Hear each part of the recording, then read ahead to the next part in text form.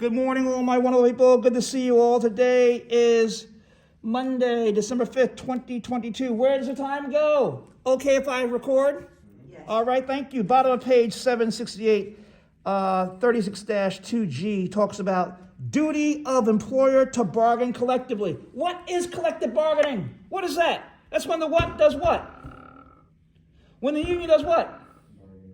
Why do we have, we just did this Sam Santello story last class. Why do we have a union bargain for us? Because if we did it by ourselves, what might happen? You're fired. Oh yeah, or you could be harassed, right? Harassed. Right, hostile work environment. Yep. Right. So once a union wins a representative election, the board certifies the union as the exclusive bargaining representative of the employees. The employer then has the obligation under the NLRA to bargain with the union in good faith over wages, hours, and working conditions. What happened with the railroad union? I talked about that last week. Yes. Oh, they got rid of it. They said they couldn't. They had to go back to work, but did they get their sick days? No. Right? They put that in two separate bills, and they didn't have the votes to pass the sick days. I think they have to use like their vacation days or sick days, something like that. That's Anyway, that was what they were holding out for, and they didn't do it. Now the president's talking about he wants everybody to be able to have sick days and everything like that. it sounds like it but should happen. but the point is, they wanted that, and I think the House tried. I think the House did try, and the Senate, it didn't pass there. These matters are mandatory subjects of bargaining and include seniority provisions, promotions, layoffs, recall provisions, no strike, no lockout clauses, grievance procedure. Employers also have an obligation to bargain about the effects of shutdown of a part of a business. That's part of why they didn't want the railroad to shut down, because it would mess up our economy, and may have an obligation to bargain over the decision to relocate bargaining unit work to other plants. Absent clearly expressed consent by union, the employer violates its duty to bargain by changing a term or condition of employment without first bargaining to pass with a union. Example, Amamark Education Services violated the NLRA when it unilaterally implemented a new strict Social Security no-match policy of suspending employees with uncorrected discrepancies in their Social Security numbers prior to any discussion and impasse in the bargaining with the Unite Here Local 26. Permissive subjects of bargaining are those over which an employer's refusal to bargain is not a Section 8A5 unfair labor practice. Examples are required use of union labels, internal union affairs, and benefits for already retired workers. Right to work on page 769, 36-2H, right to work. The NLRA allows states to enact right to work laws. What are they? These laws restrict unions and employers from what? Negotiating clauses in their collective bargaining agreements that make union membership compulsory, right? Advocates of such law contend that compulsory union membership is contrary to the First Amendment right of freedom of association. Unions have attacked these laws as unfair because unions must represent all employees, and in right-to-work states where majority employees vote for union representation, non-union employees receive all the what? Benefits. All the benefits of what? Collective bargaining contract without paying union. Oh, so they benefit from the union's collective bargaining, but have they paid any union dues? No, they haven't paid any union dues, but they benefit, right? So here of collective bargaining without paying union dues. Let me see. Strike and picketing activity. If the parties reach an impasse in the negotiation process for a collective bargaining agreement, the union may call strike and undertake picketing activity to enforce its bargaining demands. Strikers in such a situation are called economic strikers. Although the strike activity is legal, the employers may respond by hiring temporary or permanent replacement workers. When Reverend Dr. Martin Luther King was assassinated on April 4th, 1968, he was there for what? Why is he in Memphis, Tennessee? Because of the garbage men, the black garbage workers, right? They were not being paid and being treated equal to the white workers. He was there. It's all about what? The union, right? Union, okay? Labor activity. Rights of strikers, economic strikers who unconditionally apply for reinstatement when their positions are filled by permanent replacements are not entitled to return to work at the end of the economic strike. They are, however, entitled to a full reinstatement when positions become available. Turn to page 770. Strikers responsible for misconduct while out on strike may be refused reemployment by employer. When employees strike to protest an employer's unfair labor practice, such as firing an employee for union organizing activity, these unfair labor practice strikers have a right to return to their jobs immediately at the end of the strike. This right exists even if the employer has hired permanent replacements. And so, you know, the movie that we're watching, right, talks about the billionaire going undercover, you know, trying to stop the union at one of his stores. Picketing. Someone read that for me, please? Picketing. Sure. Placing persons outside a business at the site of labor dispute so that they may by signs or banners inform the public of the existence of a labor dispute is called primary picketing and is legal. Should the picketing employees mass together in great numbers in front of the gates of the employer's facility to effectively shut down the entrances, such coercion is called mass picketing. It is illegal. Secondary picketing is picketing an employer with whom a union has no dispute to persuade the employer to stop doing business with a party to the dispute. Secondary picketing is generally illegal under the NLRA. An exception exists for certain product picketing at supermarkets or other multi-product retail stores, provided that it is limited to asking customers not to purchase the struck product at the neutral employer store. Thank you. Page 770, 36-2J. Thank you again for reading that. Thank you. Regulations of internal union affairs to ensure the honest and democratic administration of unions. Congress passed the Labor Management Reporting and Disclosure Act, the LMRDA. Title IV of the LMRDA establishes democratic standards for all elections for union offices, including 1. Secret ballots in local union elections. 2. Opportunity for members to nominate what? Candidates. 3. Advance notice of elections. 4. Observers at polling and at ballot counting stations for all candidates. 5. Publication of results and preservation of what? Of records for 1 year. 6. Prohibition of any income from dues or assessments to support candidates for union office. And 7. Advance opportunity for each candidate to inspect the membership name and address lists. Will you continue on for us, please, sir? Bottom of page 770, 36-3, pension plans and federal regulation. The Employee Retirement Income Security Act, ERISA, was adopted in 1974 to protect employees for pensions and benefits. 36-3A ERISA. The act sets forth judiciary standards and requirements for administration, vesting, funding, and termination insurance. Commonly, a benefits claim committee is set up under the plan to make determinations about conflict issues, and courts will not disturb the finding of the benefits committee unless the determinations are arbitrary and capricious. Capricious, huh?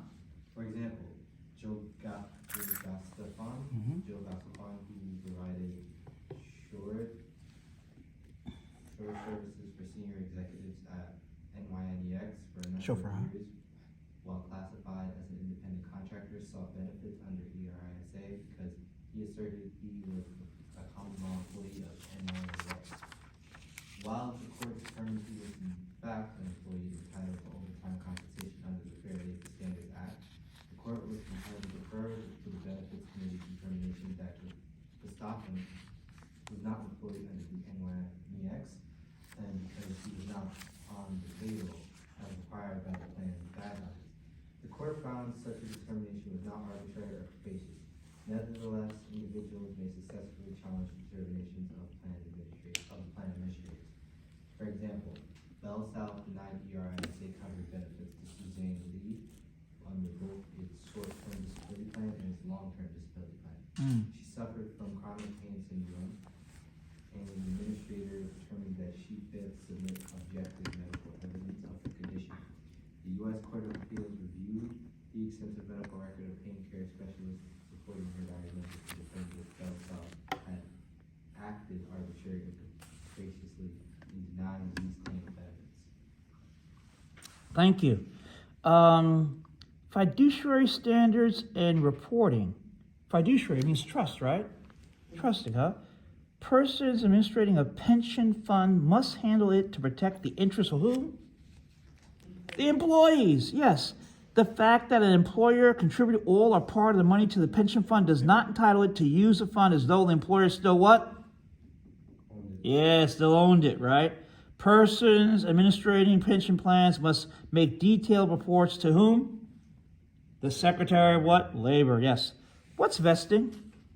Vesting is the right of an employee to pension benefits paid into the person or to a pension plan in the employee's name by the employer. So, thank you. So prior to ERISA, many pension plans did not vest accrued benefits till the employee had 20 to 25 years of service. Thus, an employee who was forced to terminate service after 18 years would have no pension rights or benefits. Under ERISA, employees' rights must be fully vested within 5 or 7 years in accordance with the 2 vesting options available under the law. In the past, it had been common for pension plans to contain break-in service clauses, whereby employees who left their employment for a period longer than 1 year for any reason other than on-the-job inquiry lost pension eligibility rights. Under the Retirement Equity Act of 1984, an individual can leave the workforce for up to what? 5 consecutive years and still retain eligibility for pension benefits. That was page 771. Let's turn the page to 772. Funding.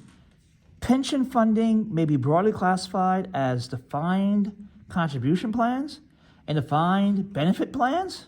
What's a defined contribution plan? It is one that provides for an individual account for each plan participant and for benefits based solely on the amount contributed to the participant's account. It is also known as an individual account plan. These plans include 401k plans, employee stock option plans, profit sharing plans, and stock bonus plans. Commonly, the employer establishes these plans and defines its own contributions to be matched by contributions from plan participants.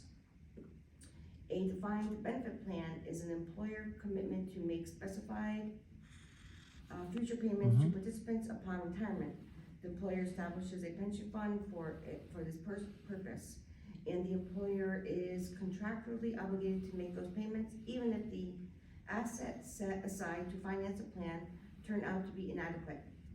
ERISA established an insurance plan called the Pension Benefit Guaranty Corporation to protect employees covered under defined benefit plans should the employer go out of business. Let me stop there for a second. Thanks for reading that. Thank you.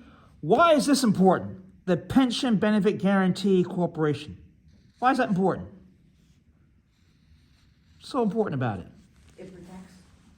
It protects. Yeah, in case what? The business goes under? Yeah. Yeah. In the case of defined benefit plans, the entire investment risk is on the employer who sponsors the plan. The employer must cover any underfunding that may result from the plan's poor performance. However, if the plan becomes overfunded, the employer may reduce or suspend its contributions. Defined contribution plans are the ones most frequently offered by employers today, in part because of the employer's risk of underfunding defined benefit plans. Defined contribution plans are not insured by the PBGC. Enforcement. ERISA authorized Secretary of Labor employees to bring court actions to compel observance of statutory requirements. What's that mean? Statutory requirements. Compel statutory requirements. What's that mean?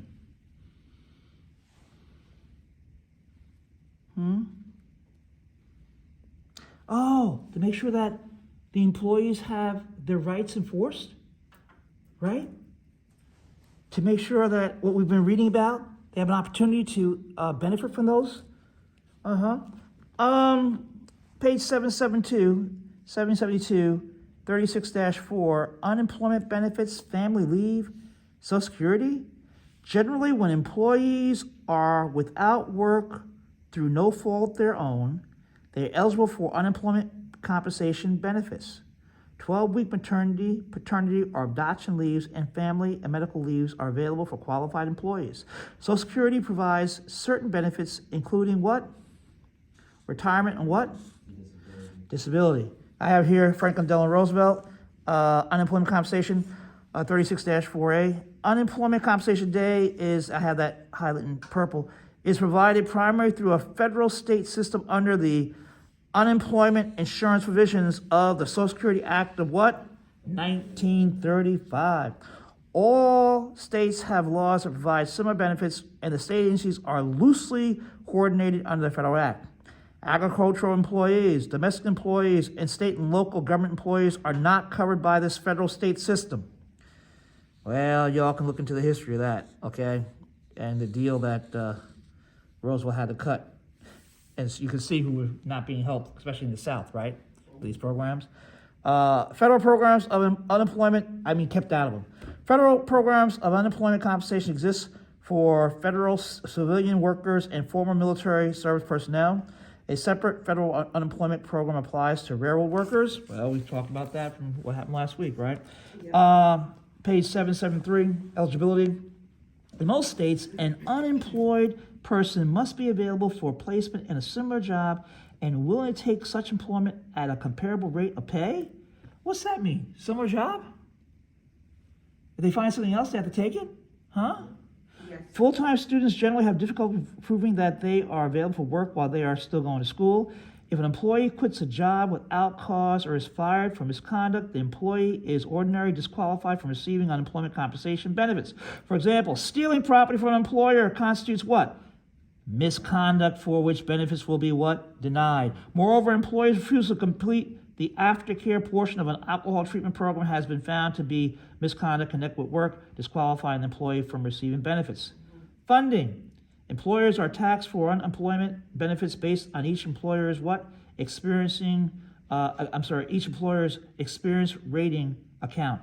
Thus, employers with a stable workforce with no layoffs, who therefore do not draw on the state unemployment insurance fund, pay lower tax rates. Employers whose experience ratings are higher pay higher rates. Employers whose experience rates are higher pay higher rates. Motivated by the desire to avoid higher unemployment taxes, employers commonly challenge the state's payment of unemployment benefits to individuals who they believe are not properly entitled to benefits. What's that mean? That sentence. Sometimes employers fight, right, to not give the unemployment benefits. That's what we're saying here. Mm-hmm. If an employee had a good cause to resign her employment, she's eligible to receive benefits. For example, Ms. Williams, a certified early childhood teacher, resigned her position at the Good Shepherd Infant and Toddler Center because it was violating state regulations regarding child to staff ratios, and it resisted Williams' attempt to get the matter corrected. The court found that she had what? Good cause to resign and was eligible to receive unemployment compensation benefits, right? And she might be protected underneath the whistleblower protection too, right? Possibly, you know? Bill Clinton, I was supposed to ask a question. Who was president? The Family Medical Leave Act of 1993, FMLA, which I have here, and I have the answer written. Mm-hmm. Who was president? Bill Clinton, right? Yeah. Do you get paid while you're on leave? What's the answer? Yes. No. Why? No. You're just giving the leave. That's it. I know. Doesn't that stink? Okay, it's just like we don't have universal child care, universal health care for everybody.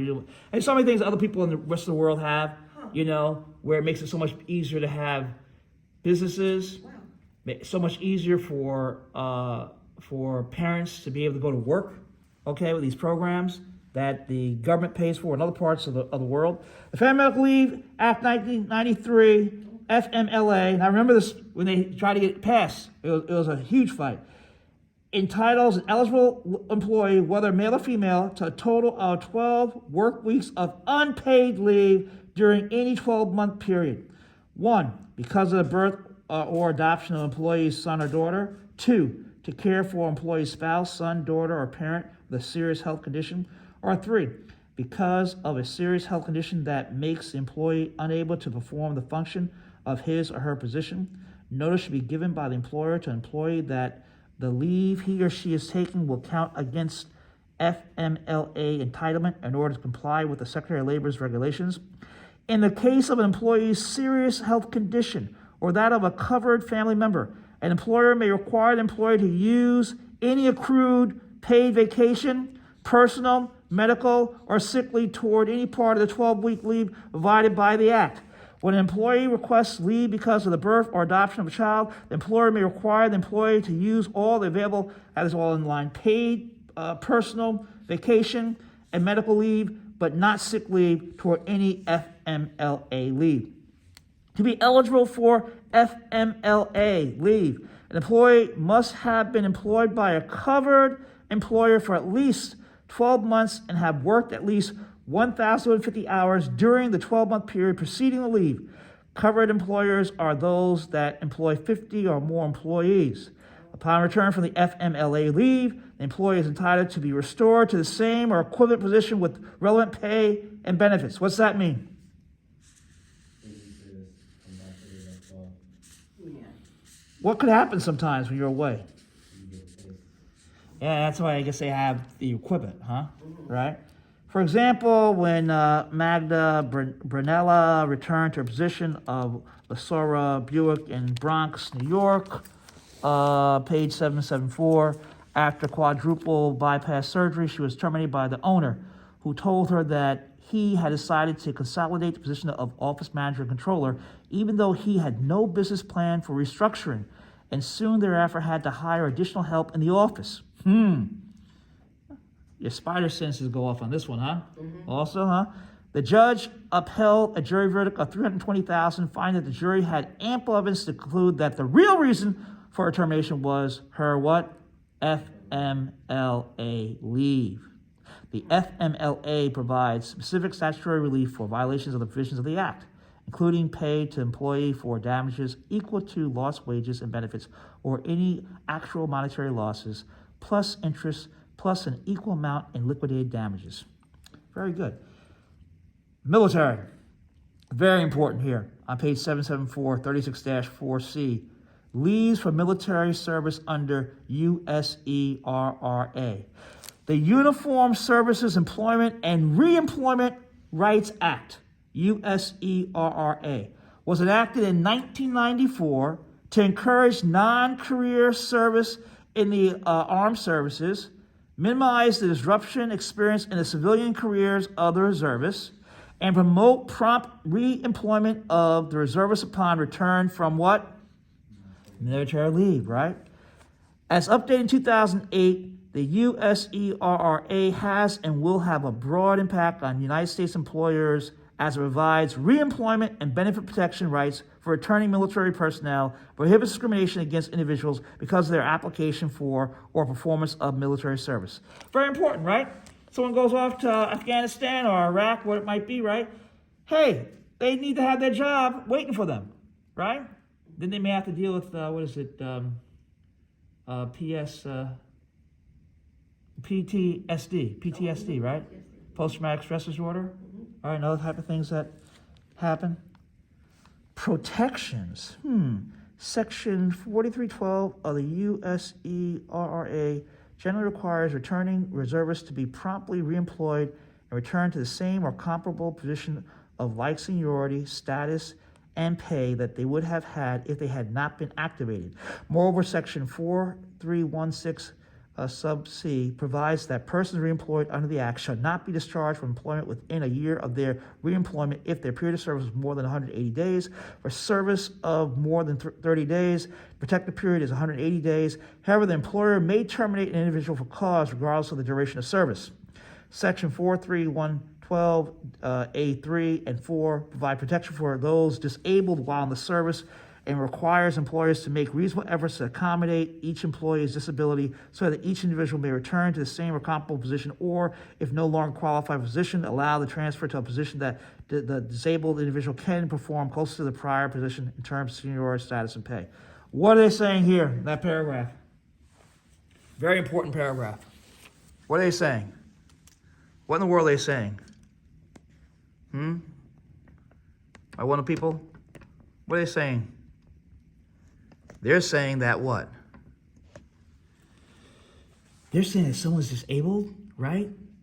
Someone gets hurt while in Afghanistan or Iraq, where it may have been, right? That now we have to find a place for them in their old job where they can still work with their physical challenge. Section 4323 of the Act provides a full range of remedies, including back pay for loss of wages and benefits, as well as liquidated damages in an amount equal to the actual damages when the employer's failure to comply with the Act was willful. The Act's enforcement is performed by whom? The United States Justice Department, Division of what? Civil Rights. Moving to page 775, defenses. In addition to an employer's right to terminate an employed service person for cause, employers may be excused from reemploying or continuing employment of a person under 4312D1 of the Act when the employer's circumstances have so changed as to make reemployment impossible, unreasonable, or an undue hardship. The burden of proof on the matter is on the who? The employer. 4D, Social Security. Employees and employers are required to pay Social Security taxes, which provide employees with 4 types of insurance protections: retirement benefits, disability benefits, life insurance benefits, and health insurance, Medicare. The Federal Social Security Act established a federal program of aid for the aged, the blind, and disabled. This is called the Supplemental Security Income, SSI program. Payments are administered directly by the Social Security Administration, which became an independent government agency in 1995. Page 775, 36-5, Employees' Health and Safety. The Occupational Safety and Health Act of 1970, OSHA, was passed to assure every worker, so far as possible, safe and healthful working conditions and to pursue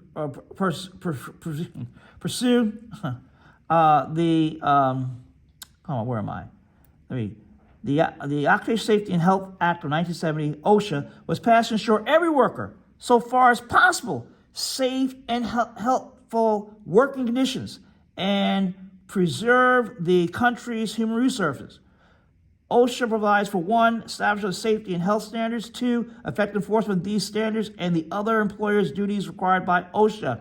36-5A, standards. The Secretary of Labor has broad authority under OSHA to promulgate, that means pass, occupational safety and health standards. Except in, I was thinking about a video I used to show years ago where it showed, I think it was miners and people working on different machines, and people were losing their arms and everything. It's horrible, you know? And it was a multicultural plant. You know, it's happened to all people, you know? And it's horrible, you know?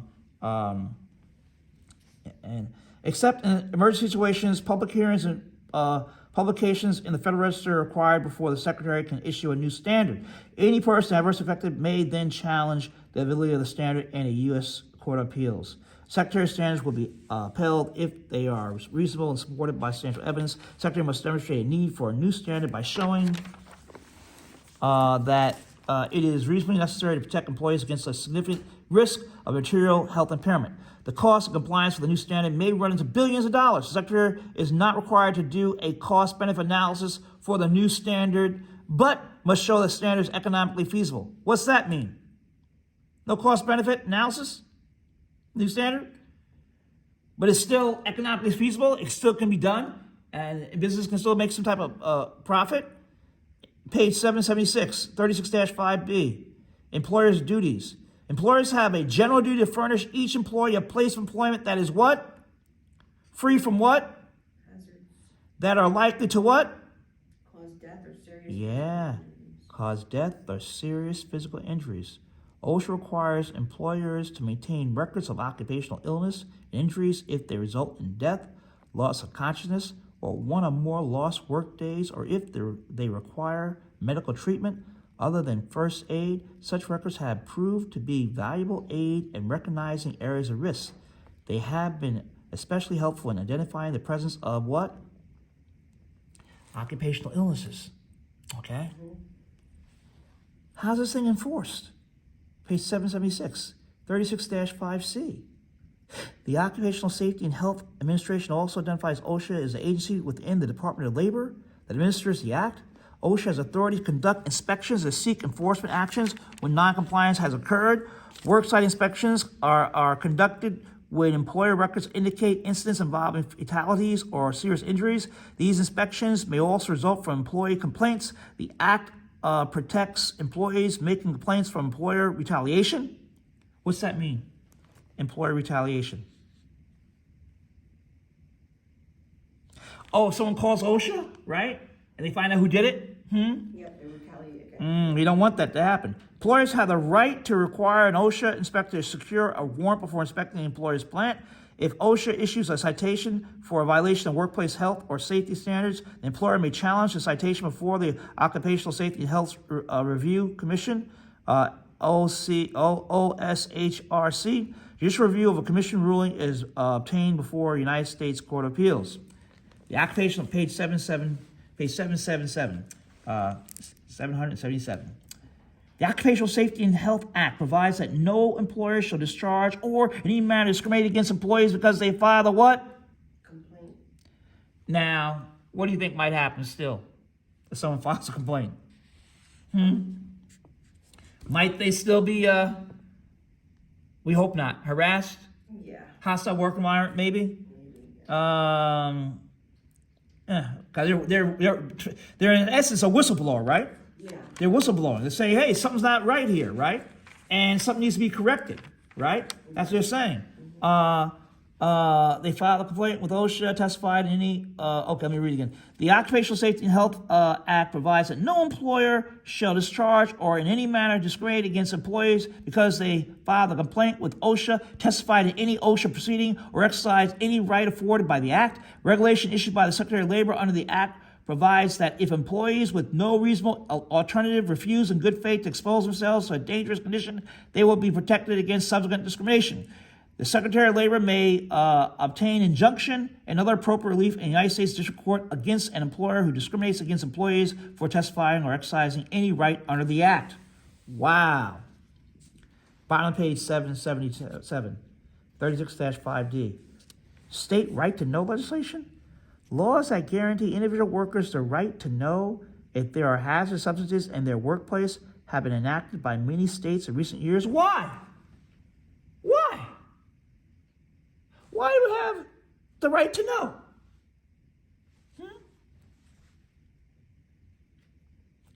Because you have a right to know where you're working is dangerous, right? Huh? These laws commonly require an employer to make known to employees' physician the chemical composition of of certain workplace substances in connection with the employee's diagnosis and treatment by the physician. What? Require an employer to make known to an employee's physician the chemical composition of certain workplace substances in connection with the employee's diagnosis and treatment by the physician. What's that mean? That means your employer has to do what? Tell your doctor what kind of chemicals are being used at the plant, right? right. Furthermore, local fire and public health officials, as well as local neighborhood residents, are given the right to know if the local employers are working with hazardous substances that could pose health or safety problems. That's serious stuff we're talking about, okay? Turn the page, please, to 778. Will you be kind to read for us, please? Sure. Yes, ma'am. Thank you. Compensation for employees' injuries. For most kinds of employment, workers' compensation statutes govern compensation for injuries. These statutes provide that an injured employee is entitled to compensation for accidents occurring in the course of employment from a risk involved in that employment. Common law status of employer. In some employment situations, common law principles apply. Workers' compensation statutes commonly do not apply to employers with fewer than a prescribed minimum number of employees or to agricultural, domestic, or casual employment. When an exempted area of employment is involved, it is necessary to consider the duties and defenses of employers apart from workers' compensation statutes. Duties. The employer is under the common law duty to furnish an employee with a reasonable safe place in which to work, reasonably safe tools and appliances, and a sufficient number of competent fellow employees for the work involved. The employer is also under the common law duty to warn the employee of any unusual dangers particular to the employer's business. Defenses. At common law, the employer is not liable to an injured employee if the employee is harmed by the act of a fellow employee. Similarly, an employer is not liable at common law to an employee harmed by an ordinary hazard of the work because the employee assumes such risks. If the employee is guilty of Contributory negligence? Thank you. Regardless of the employer's negligence, the employer is not liable at common law to an injured employee. Statutory changes. The rising incidence of industrial accidents resulting from the increasing use of more powerful machinery and the growth of the industrial labor population led to a demand for statutory modification of common law rules relating to the liability of employers for industrial accidents. Modification of employers' common law defenses. One type of change by statute was to modify the defenses that an employer could assert when sued by an employee for damages. For example, under the Federal Employers Liability Act, which covers railroad workers, the injured employee must still bring an action in court and prove the negligence of the employer or other employees. However, the burden of proving the case is made lighter by limitations on employers' defenses. Under FELA, contributor negligence is a defense only in mitigation of damages. Assumption of the risk is not a defense. Thank you very much for reading that. Continuing on the bottom, page 778, workers' compensation. A more sweeping development was made by the adoption of workers' compensation statutes in every state. In addition, civil employees of the United States government are covered by the Federal Employees Compensation Act. When an employee is covered by a workers' compensation statute and the injury is job connected, the employee's remedy is what? Limited to that provided in the workers' compensation statute. Workers' compensation proceedings are brought before a special administrative agency, or that's chapter 6, right? Or a workers' compensation board. In contrast, a common law acts for damages or an action for damages under an employer's liability statute is brought in a court of law. For injuries arising within the course of the employee's work from a risk involved in that work, workers' compensation statutes usually provide 1, immediate medical benefits, 2, prompt periodic wage replacement, often computed as a percentage of weekly wages, ranging from 50 to 80% of the injured worker's wage for a specified number of weeks, and 3, a death benefit of an unlimited amount. In such cases, compensation is paid without regard to whether the employer or the employee was negligent.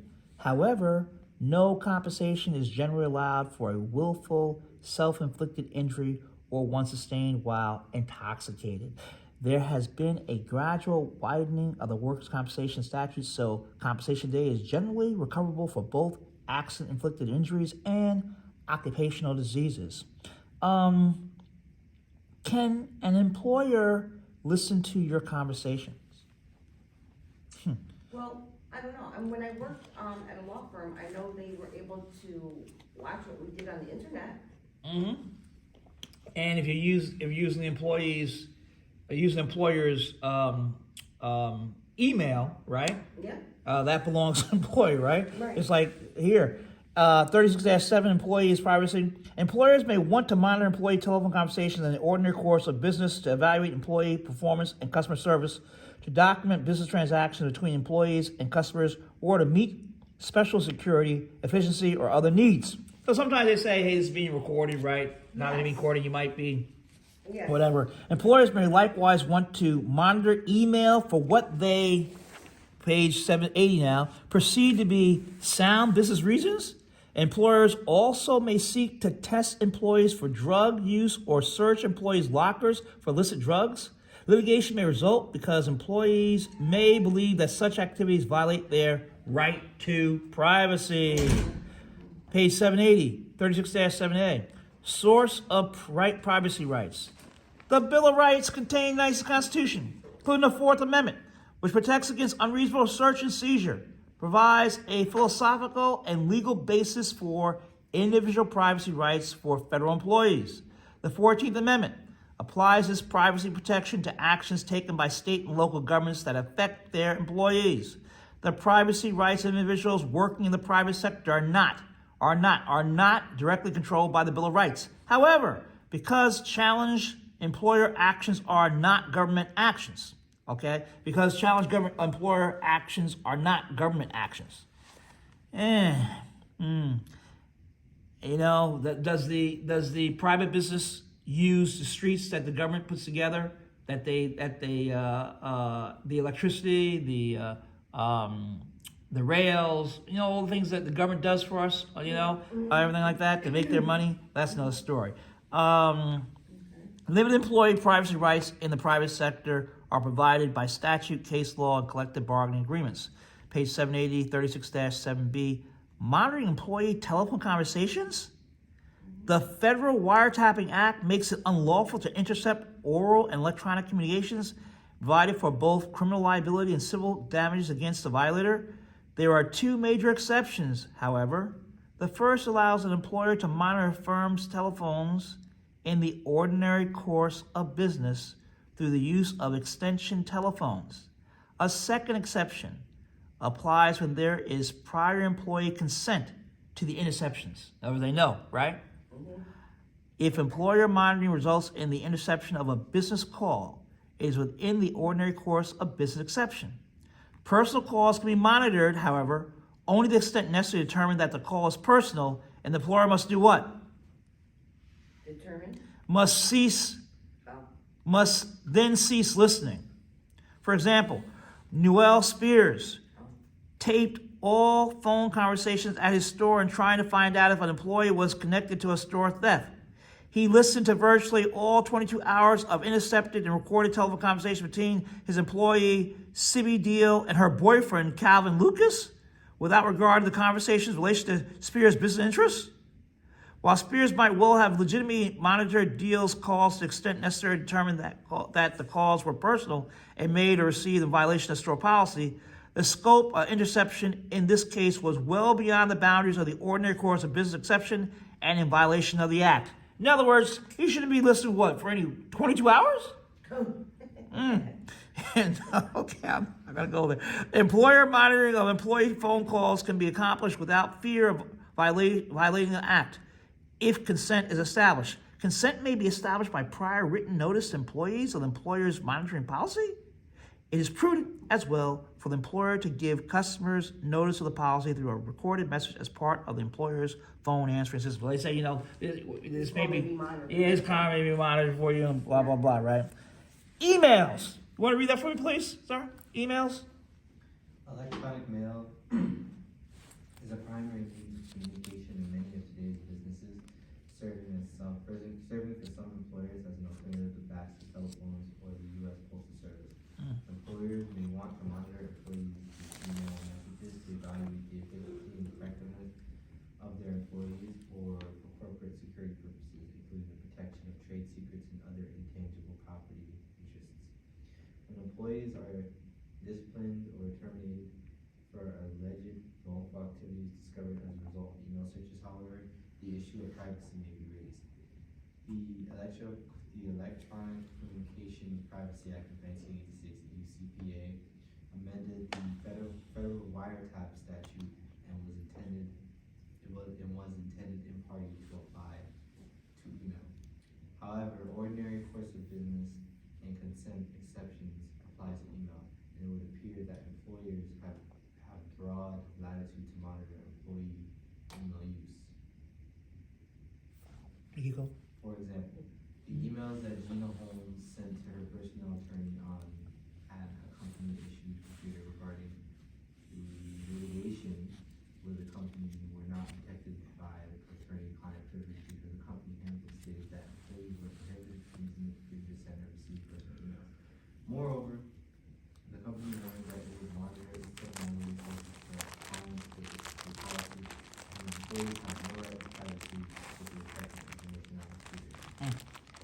The cases involving email website issues have been adjudicated so far under the ECPA. It has been held that for an employee's secure website to be intercepted in violation of the Wiretap Act, the electronic documents acquired must be acquired during transmission, not while on electronic storage. An employee can pace itself within the consent exception of the Act by issuing a policy statement to all employees that informs them of the monitoring program and its purposes and justification. Wow. So here, thank you. She used the computer to send information to her attorney? Huh? Yep. Send her personal attorney on a company-issued computer. Oh, a company-issued computer? Regarding litigation with the company were not protected by attorney-client privilege. How come?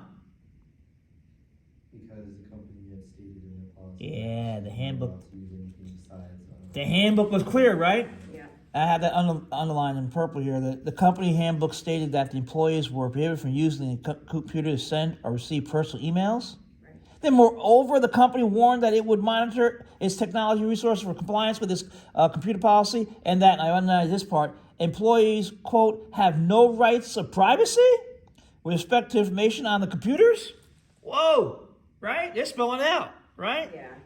Very few cases involving email and web issues, site issues have been adjudicated so far, and the ECPA has been held that for employees' a secure website to be intercepted in violation of the Wiretap Act, the electronic documents acquired must be acquired during transmission, not while in electronic storage. An employer can place itself within the consent exception of the Act by what? Issuing a policy statement to all employees that informs them that what? Monitoring program and its purposes and what? Justification. Now, what in the world are property searches? What are they? Yes, ma'am. Protected by the Fourth Amendment, public sector employees. And thank you, sir, for reading. Thank you. Yes, Have a ma'am. reasonable Excuse me. expectation of privacy with respect to their desks and file cabinets. Whoa, what? On page 781, 36-70, protected by the Fourth Amendment, public sector employees have a reasonable expectation of privacy with respect to their desks and their file cabinets? What does it say? Your desk? File cabinet? And probably lockers. And then there's a conjunctive adverb after that, however? However. Yes, please. Go ahead. However. Depending on the fact's specific purpose, justification, and scope of the search, the balance of interest should favor the public employer because its interest in supervision, control, and the efficient operation of the workplace outweigh a public employee's privacy interests. Search of a postal service employee's locker was held not to be a Fourth Amendment violation because well-publicized regulations informed employees that their lockers were subject to search to combat pilferage and stealing. However, the warrantless search of the desk and files of a psychiatrist employed by a state hospital was found to be a Fourth Amendment violation, exceeding the scope of a reasonable work-related search when the search examined his private possessions, including purely personal belongings, and management sought to justify the search on false grounds. In the private sector, employees may create a reasonable expectation of privacy by providing an employee a locker and allowing the employee to provide his or her own lock. A search of that locker could be an invasion of privacy. If, however, the employer provides a locker and lock but retains a master key, and this is known to employees, the lockers may be subject to legitimate, reasonable searches by the employer.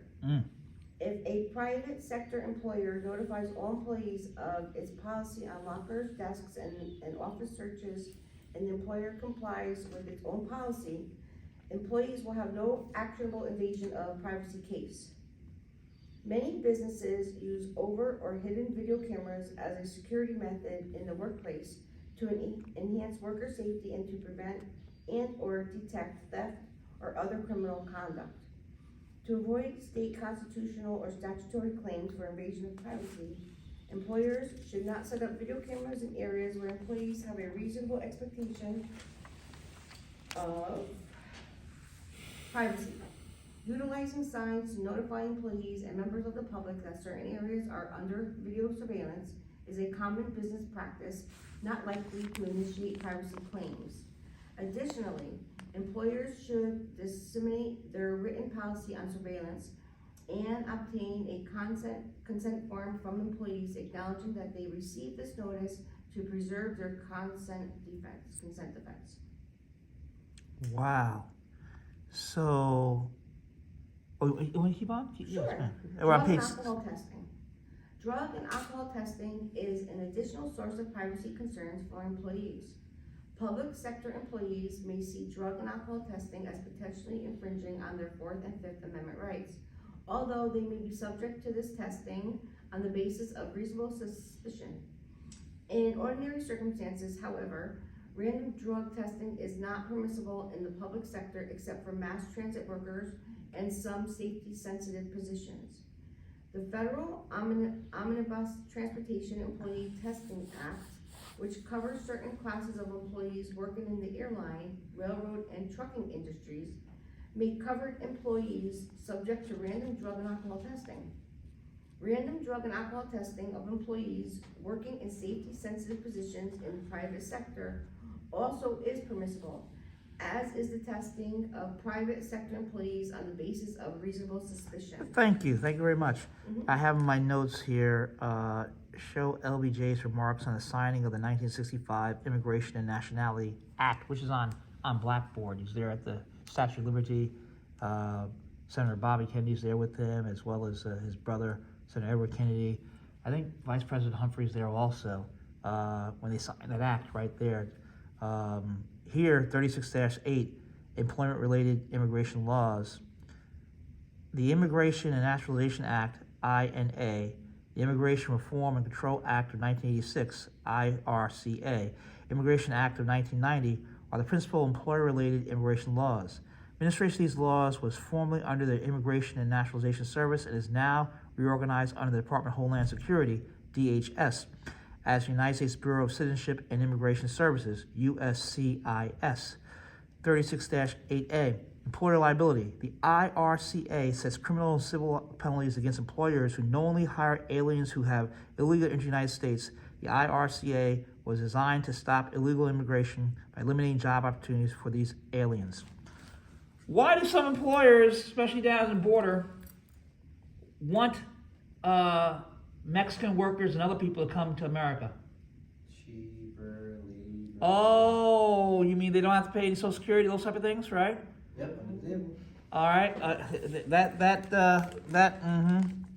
36-8B, which of course is wrong. Employer verification.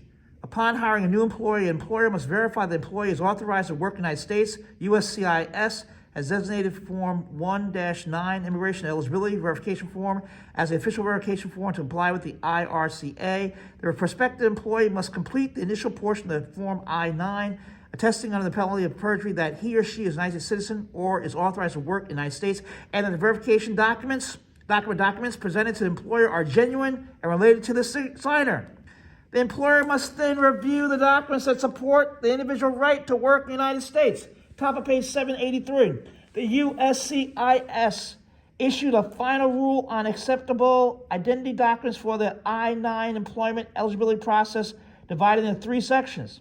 List A documents verified identity and employment authorization and include a United States passport, the new United States passport card, and the temporary form I-551 permanent resident card, or a permanent resident card that includes a machine-readable immigrant visa. List B documents verify only identity. An example is a state-issued driver's license. List C documents such as Social Security card or official birth certificate verify employment authorization. The employer is prohibited from requiring other documentation. The employer has 3 days to complete the I-9s. I-9s must be completed for all newly hired employees, including employees who are United States citizens, and must be kept for 3 years after the date of hire. Fines of between $224 and $2,236 may be assessed for each individual employee for failure to comply with the paperwork verification requirements. E-Verify. Employers may verify new employee eligibility status through the federal government's most voluntary employment verifications program called E-Verify. The E-Verify system is an internet-based voluntary system that electronically compares information on I-9 forms with records at the Social Security Administration and Department of Homeland Security, DHS. In 2010, DHS instituted a United States passport photo matching program by comparing E-Verify data with the State Department records. Employers that use E-Verify must notify the applicants that they use E-Verify and cannot use the program as a pre-screening tool. USCIS statistics for fiscal year 2010 on E-Verify use showed that 98.3% of new hires surveyed were confirmed work authorized in 3 to 5 seconds. Executive Order 12989 was amended in 2008 to require federal contractors to use E-Verify to confirm the employment eligibility of their workforce. Under the Legal Arizona Workers Act, upheld by Supreme Court, all an Arizona employer is required to do to avoid sanctions is to use the I-9 system and E-Verify. Would someone be kind enough to read for me some of the summary, please, on the bottom page 783? Sure. Thank you. Summary. The relationship of employer and employee is created by the agreement of the parties and is subject to the principles applicable to contracts. If the employment contract set forth a specific duration, the employer cannot terminate the contract at an earlier date unless just cause exists. If no definite time period is set forth, the individual is an at-will employee. Under the employment at-will doctrine, an employer can terminate the contract of an at-will employee at any time for any reason or for no reason. Courts in many jurisdictions, however, have carved out expectations to this doctrine when the discharge violates public policy or is contrary to good faith and fair dealing in the employment relationship. The Fair Labor Standards Act regulates minimum wages, overtime hours, and child labor. Under the National Labor Relations Act, employees have the right to form a union to obtain a collective bargaining contract or to refrain from organizational activities. The National Labor Relations Board conducts elections to determine whether employees in an appropriate bargaining unit desire to be represented by a union. The NLRA prohibits employers and unions unfair labor practices and authorizes the NLRB to conduct proceedings to stop such practices. Economic strikes have limited reinstatement rights.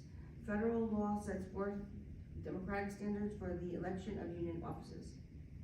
The Employees Retirement Income Security Act protects employees' pensions by requiring 1, high standards of those administering the funds, 2, reasonable vesting of benefits, 3, adequate funding, and 4, an insurance program to guarantee payments of earned benefits. Unemployment compensation benefits are paid to persons for a limited period of time if they go out of work through no fault of their own. Persons receiving unemployment compensation must be available for placement in a job similar in duties and comparable in rate of pay to the job they lost. 12-week maternity, paternity, and adoption leave are available under the Family and Medical Leave Act. Employers and employees pay Social Security taxes to provide retirement benefits, disability benefits, life insurance benefits, and Medicare.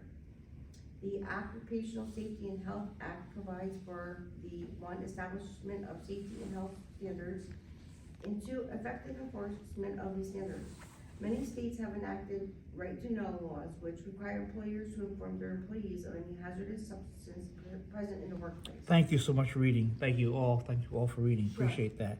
Workers' compensation laws provide for the prompt payment of compensation and medical benefits to persons injured in what? The course of business without regard to fault. An injured employee's remedy is generally limited to the remedy provided by the workers' compensation statute. Most states also provide compensation to workers for occupational diseases.